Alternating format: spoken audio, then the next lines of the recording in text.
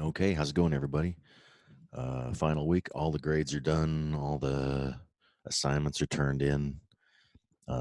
Just time to wrap it up. Okay, so I'm going to give you some of my thoughts on the course material and bottom line, and then this week's discussion will just be a chance for you to reflect on the course, give me some suggestions, anything that we woulda, coulda, shoulda covered. Um, um, and then we'll be done. Okay, so I'll get started. This won't take very long at all here. Much of your time. Just a recap of the stuff we went over: information systems in a global economy. I mean, what uh, uh, a broad area to cover, but I think we did fairly well um, discussing the issues of globalization and transferring. Knowledge and people and work across national borders, and how information systems has just made that wide open with internet-based collaborative technologies, GitHub and Zoom and Skype and SharePoint and all these other information systems tools that allow us to cross cultures, and then social media. Um, Instagram, Facebook, all that. It's just really made, as Friedman says, it's made the world flat. Um, that's an interesting book if you haven't read it, by the way. The World is Flat by Thomas Friedman. So yeah, globalization, and then the course sort of depends on the textbook is laser focused on policy development and how information systems, models, and simulations and data analysis support policy decisions, and that's interesting. I mean, keep that book on the shelf somewhere. Um, um, it could be of some use, but we went a little further than that. But yeah, public policy development. We did talk a lot about that in various areas. Um, Whenever it made sense, but it was information systems, public policies, not just how information systems support generic policy development. I liked our discussion of disruptive technologies and change management, and how that affects policy development, and just incorporation within organizational IT strategies and organizational strategies in general. We talked about taxation and how the the revenue generation in the digital world crosses borders, crosses state lines, crosses uh, national borders. It's really difficult for the government to assign um, taxation because the revenue channels are so distributed. So yeah, I thought that was pretty interesting. Privacy and anonymity. Uh, my bottom line on that is that they're frequently confused. Um, Privacy is keeping your information from those that don't have a right to see it, and anonymity is the ability to operate anonymously on the internet, and which I hate. As far as I'm concerned, there would be no anonymous social media accounts. Everything that you said in social media, you would be accountable for it, just like out in public. If you said something mean or harmful or illegal in public, you would be held accountable. If you said it with your own mouth, I believe the same thing should be for get rid of anonymous emails and social media accounts, burner telephones. To me, everyone should have to authenticate onto the internet through their internet service provider.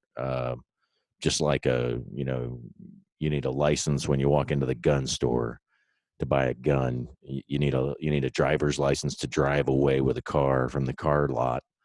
You should need a license to operate on the internet, and you should log in and be known. We don't operate cars anonymously on the highway. I don't know why we operate computers anonymously on the internet.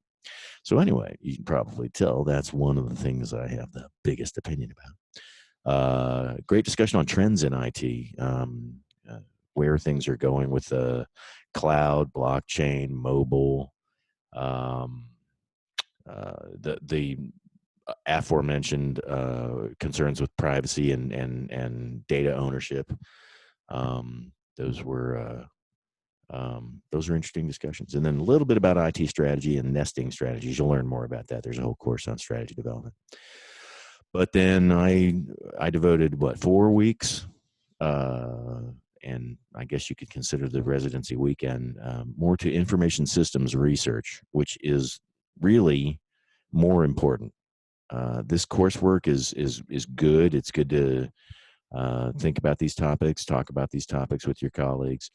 But the main point of this program, this PhDI program, isn't coursework. The main point is not to learn a little bit more about IT. The main point is to turn you into a researcher, someone who thinks and writes like a researcher. I will admit that I think I've had limited success in that mission, in getting you all over that hump. Mixed success. Some of you really get it, and I'm sure you're going to do well. Others are still, even towards the end of this course, turning in work that I have to wonder if you're seeing yourself as a researcher, or you're just seeing this program as something to be endured and get a diploma at the end. And I hope you can change your mind if you're in that second group. But the main point that I would like to leave you with, as I was saying, is you are not master's degree students. This is not a course to just throw some information out there and hope for a decent grade and move on. You got to think of yourself as researchers that are capable of adding to the body of knowledge, and that is planning research, conducting the research, and reporting the research. Originally, it would help all of you going forward to have a mindset that everything that you turn in is going to be subject to public review and comment outside of your classroom for all to see. All students in all universities would be able to come in and look at your discussion posts and your papers and see what a University of the Cumberland's student is turning in, see what sort of work they're doing. Think of it that way, and hold each other accountable. There's a somewhat disturbing tolerance for mediocrity that I've noticed that I think needs to change. I think students in this program need to hold each other accountable for excellence if it's really going to move forward. But again, this is my recap, my thoughts, my advice. Not necessarily shared by everyone at the university, but that would be a good thing for you to think about, all of you. And again, some of these comments are not meant for every student that is hearing them, and I apologize if that's the case for you. But if it does apply to you, I urge you to take your work more seriously and originality more seriously, and as you move forward through your doctoral journey. This week is open discussion. I'll post a brief instructions, but it'll be similar. Just post your impressions of the course, final thoughts, and questions you might have. And I'll see you in the discussion board. If you've got anything private you'd like to discuss with me, you're welcome to shoot me an email. I don't revisit old assignments. If your grade isn't where you wanted it to be, there was plenty of time to correct it along the way. But if you do have questions or concerns that I can help you with, please, as always, feel free to email me. And good luck on your future endeavors and future coursework. I'm teaching another class this summer. I didn't see any of your names on the course roster, but you might get added. I'm teaching data analysis and data science and big data analysis. So we'll be doing some R programming, maybe some Python, some Hadoop, and then of course, hitting the literature on data analysis.